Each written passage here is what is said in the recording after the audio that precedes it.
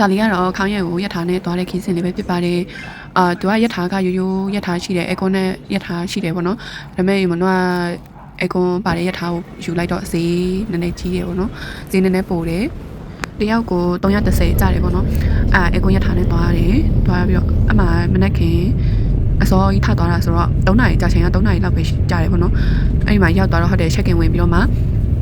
ဟိုတယ်က12နာရီမှဝင်ရတာဆိုတော့ဒီမနောက check in ဝင်ပြီးတော့မှအထုပ်တွေထားခဲ့ပြီးတော့ဆိုင်ကန်ကပြောသွားလဲကြပါပေါ့နော်အဲ့ဒီမှာ Blossom Cafe ကိုအရင်သွားတယ်ပေါ့နော်အမှပန်းခင်းလေးရှိတယ်ပြီးတော့တပ်ပုံရိပ်လို့လဲ view ကအရင်လာတော့ဆိုတော့အဲ့ဒီကိုသွားတယ်ပြီးတော့ဝင်ကြီးကတယောက်100လားမသိဘူး100ပဲပြီးတော့သူတို့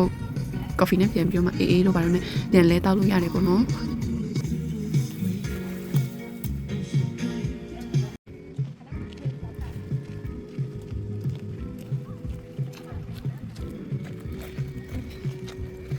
အဲ့ဒီမှာတပ်ပုံလေးတွေရှောက်ရိုက်ပြီးတော့မှဗီဒီယိုလေးတွေရှောက်ရိုက်တယ်ပေါ့နော်